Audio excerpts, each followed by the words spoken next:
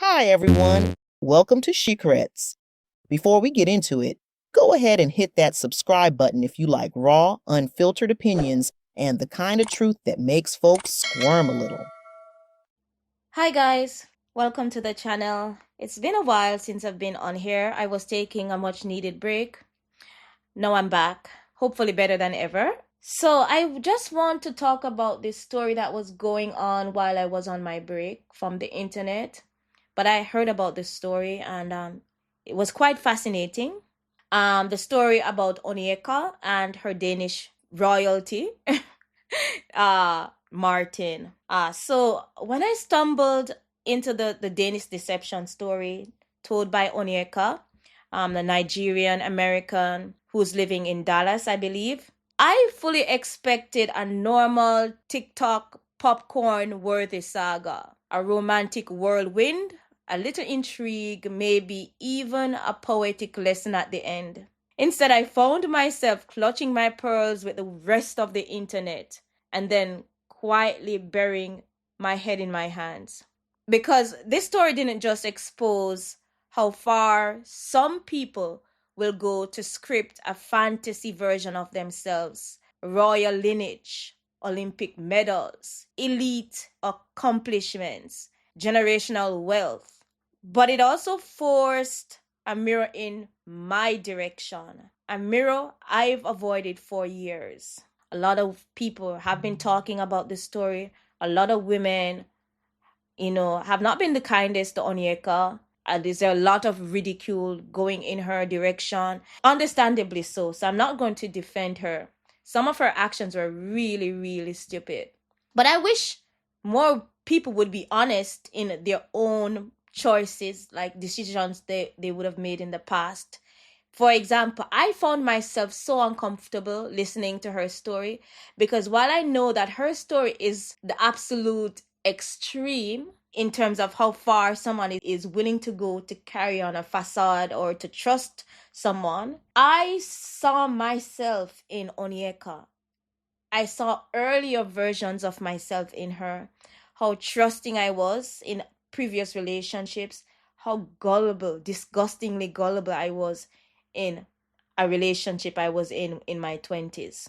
And so it was difficult for me to continue the video or even to be on the side of the internet was ridiculing her because it would be quite hypocritical. I could see some semblance of myself in her, and I could understand to an extent why someone would feel the need to be supportive or to lend money to a partner. It's ridiculous now when I think about it. My mind has obviously matured a lot since my 20s. I'm in my mid 30s now, but I could definitely empathize with her to an extent, not the entirety, but to a small extent. As I said, her story forced a mirror in my direction. It dragged out a memory I've avoided since 2018, a memory of a lie I once believed, and the money I never got back. I didn't lose tens of thousands like Onyeka, but 4,500 was enough to bruise my pride. And I tried to bury it until this moment. I was forced to face my own past in a way. So let me talk about the saga that dragged my memory out of hiding.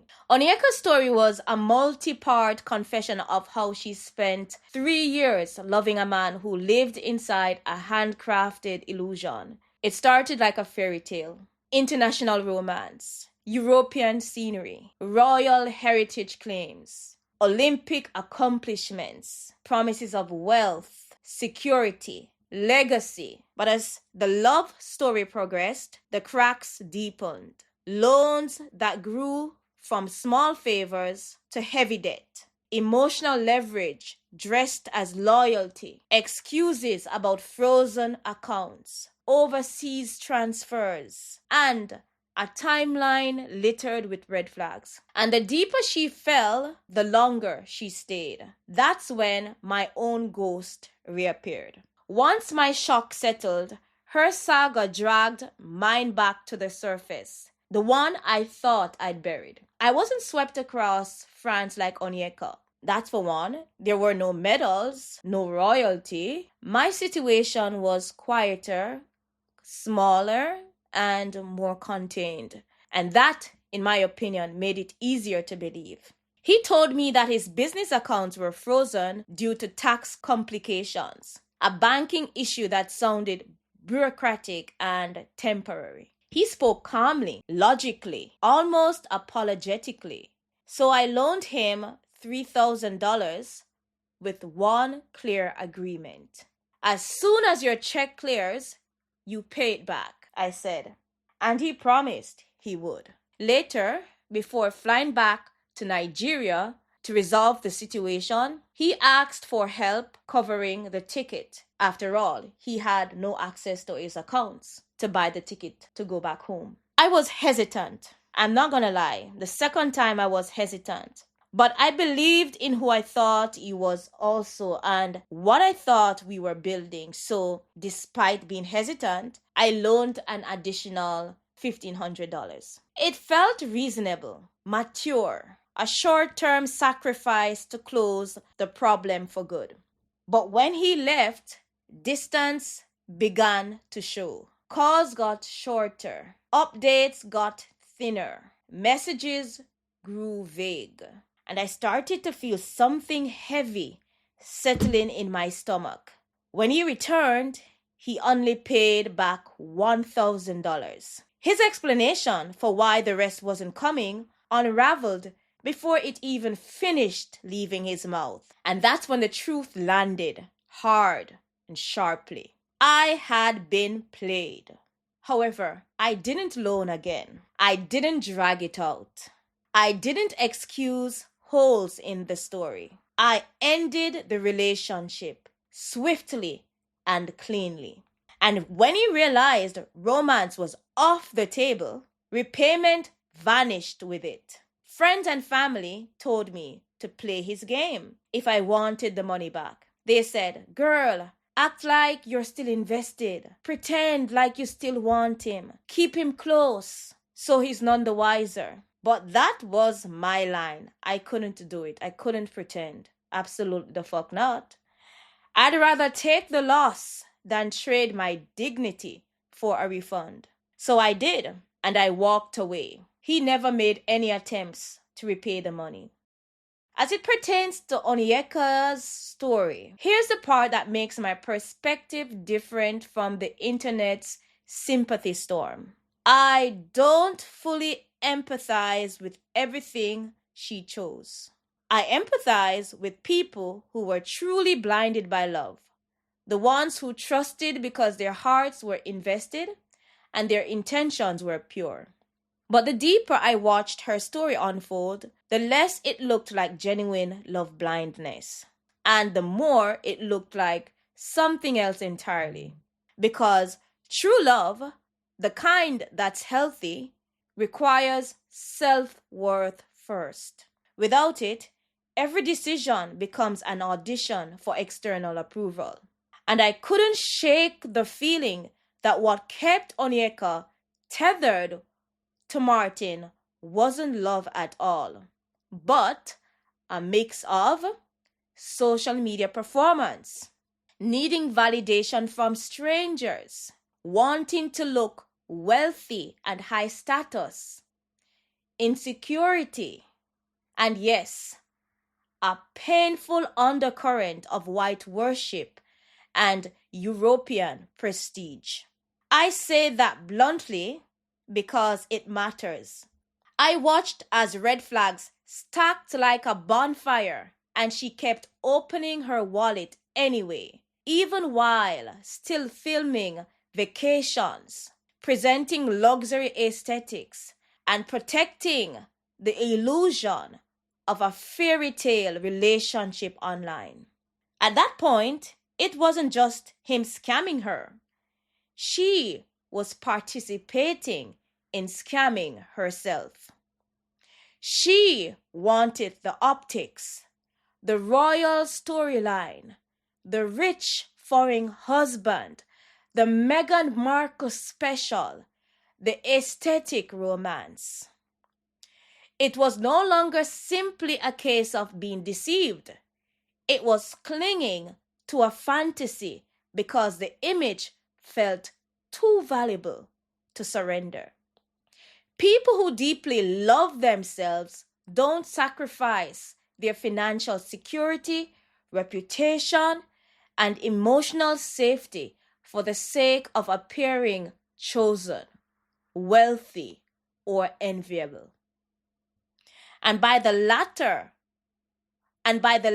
chapters of her story, it no longer looked like she stayed because she believed he loved her. It looked like she stayed because the relationship, the fairy tale, was a mask she wasn't ready to rip off, even after it had cracked. And that is where my empathy ends. I have compassion for heartbreak. I've been scammed before, so I wanted to be on her side. However, I cannot. I don't have compassion for people who refuse to stop lying to themselves when the truth is screaming. There's a difference between being scammed and refusing to stop scamming yourself. My situation was small by comparison, but it hurt just as sharply. And what I learned through my own loss and watching hers is this. When money becomes the price of access to someone's affection, the relationship is no longer love.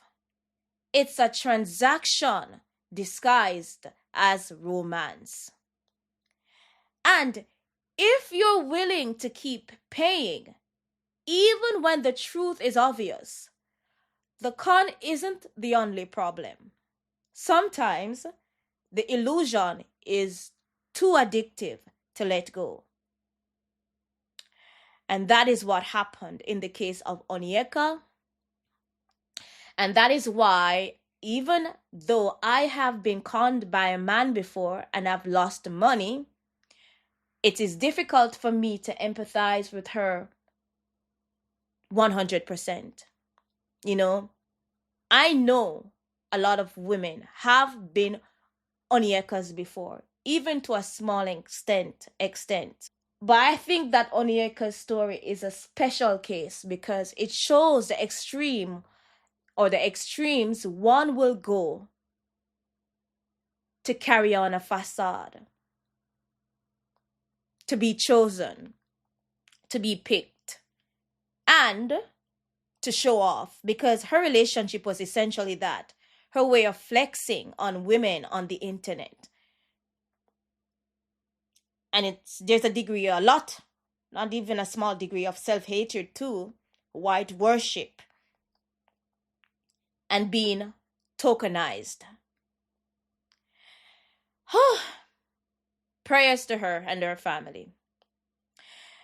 Before I end this video, I just have a few questions for you, the audience. If you've made it this far, let me know. Have you ever trusted someone past reason? Have you ever loaned money that never came back?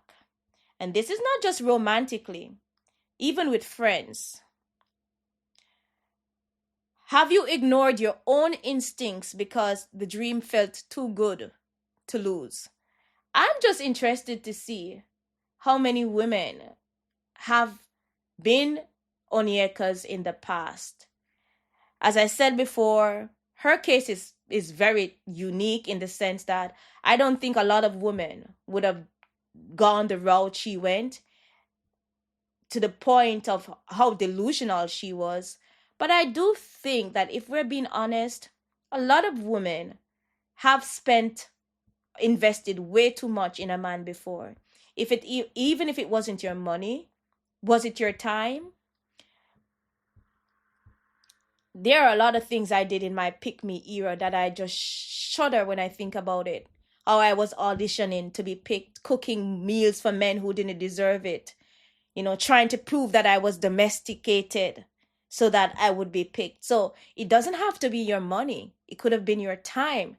It could have been your access to your body, right? So, have you been Onyeka before? Have you invested far too much in a relationship before? Let's see how many of us can be honest in the comment section.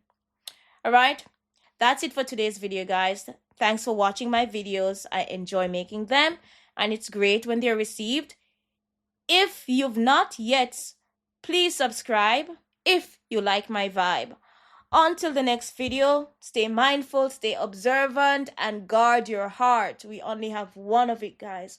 Don't let these men send you into cardiac arrest. Please, I beg. Until the next video, guys. Bye.